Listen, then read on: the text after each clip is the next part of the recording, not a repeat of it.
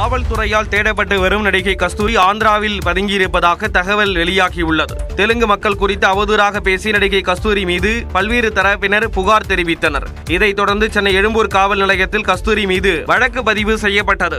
வழக்கு தொடர்பான சமனை வழங்க போயஸ் கார்டனில் உள்ள கஸ்தூரியின் வீட்டிற்கு காவல்துறையினர் சென்றபோது அவரது வீடு பூட்டியிருந்தது. மேலும் அவரது செல்போன் அணைக்கப்பட்டதால் அவர் தலைமறைவானது காவல்துறையினருக்கு தெரிய வந்தது.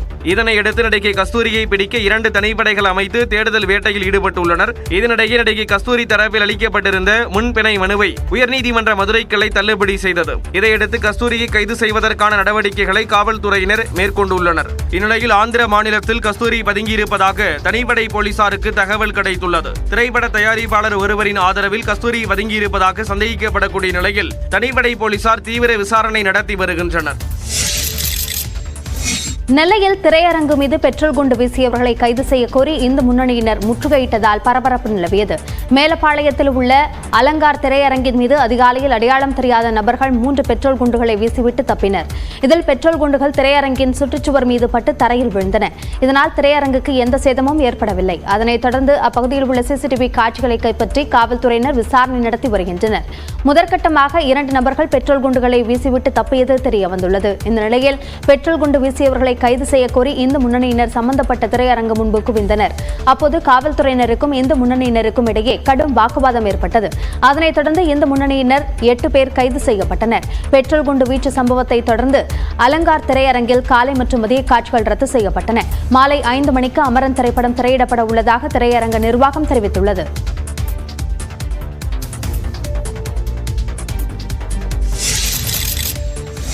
டெல்லியில் காற்று மாசு அதிகரித்துள்ளதை தொடர்ந்து தொடக்கப் பள்ளிகளுக்கு விடுமுறை, கட்டுமான பணிகளுக்கு தடை உள்ளிட்ட பல்வேறு கட்டுப்பாடுகள் விதிக்கப்பட்டுள்ளன.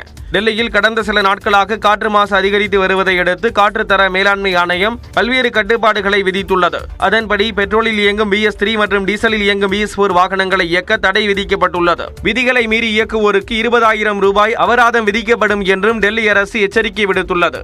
போக்குவரத்து நெரிசலை குறைக்கும் வகையில் அரசு அலுவலகங்கள் செயல்படும் நேரமும் மாற்றியமைக்கப்பட்டுள்ளது. அதன்படி மாநகராட்சி அலுவலகம் காலை 8:30 மணி முதல் மாலை 5 மணி வரையிலும், மத்திய அரசு அலுவலகங்கள் 9 மணி முதல் 5:30 மணி வரையிலும், டெல்லி அரசு அலுவலகங்கள் காலை 10 மணி முதல் மாலை 6:30 மணி வரை இயங்கும் என்றும் அறிவிக்கப்பட்டுள்ளது. மேலும் தொடக்க பள்ளிகளுக்கு விடுமுறை அறிவிக்கப்பட்டு ஆன்லைன் மூலம் வகுப்புகள் நடத்த அறிவுறுத்தப்பட்டுள்ளது. கட்டுமான பணிகளை பொறுத்தவரை பாதுகாப்பு, மருத்துவம் உள்ளிட்ட முக்கிய துறைகளை தவிர மற்ற பணிகளை நிறுத்தி வைக்க உத்தரவிடப்பட்டுள்ளது. வந்தே பாரத் ரயிலில் பயணிகளுக்கு கொடுத்த உணவில் பூச்சிகள் இருந்ததாக வீடியோ ஆதாரத்துடன் பயணிகள் புகார் தெரிவித்துள்ளனர். நாங்குநேரியைச் சேர்ந்த முருகன் என்பவர் நெல்லையிலிருந்து சென்னைக்கு புறப்பட்ட வந்தே பாரத் ரயிலில் பயணம் மேற்கொண்டார். காலை உணவாக வழங்கப்பட்ட சாம்பாரில் வண்டு உள்ளிட்ட 3 பூச்சிகள் இருந்ததால் இதுகுறித்து ரயில்வே அதிகாரிகளை அழைத்து புகார் தெரிவித்தார். ஆனால் அவை பூச்சிகள் அல்ல, சீரகம் போன்ற மசாலா பொருட்களாக இருக்கும் என விளக்கம் அளித்தனர். இந்த விளக்கத்தை பயணிகள் ஏற்க மறுத்தனர். ஜீராலையோ எதுலயோ கொஞ்சம் கிடந்திருக்கலாம், அது எனக்கு என் உணவுல வந்திருக்கலாம். இப்போ ஓகே தானே சார்? அதனாலதான் நான் குக்கரை எடுத்து போட்டேன். இதே மாதிரி 3 எண்ணம் இருந்துச்சு சார். வந்தே பாரத் ரயில் சேவை நன்றாக இருக்கும்போது உணவின் தரம் அச்சத்தை ஏற்படுத்துவதாக பாதிக்கப்பட்ட பயணி தெரிவித்தார். ஃபுட் ஆஃபீஸர்ஸ் எல்லாரும் வந்து பார்த்துட்டு ஜீரகனாங்க, நான் இல்லை இது வண்டு தான் சொல்லி நிரூபணம் பண்ணி காட்டினதுக்கப்புறம் ஒத்துக்கிட்டாங்க. அதை எங்களுக்கு காம்ப்ரமைஸ் பண்ண ஒரு 10 பேர் கிட்ட வந்தாங்க. நாங்கள் அதெல்லாம் இல்லை அப்படின்னு சொல்லிட்டு உறுதி பண்ணதுக்கப்புறம் போயிட்டாங்க. ஒரு 200 ரூபா மட்டும் ஃபுட் சார் இது கண்டுபிடிக்காங்க.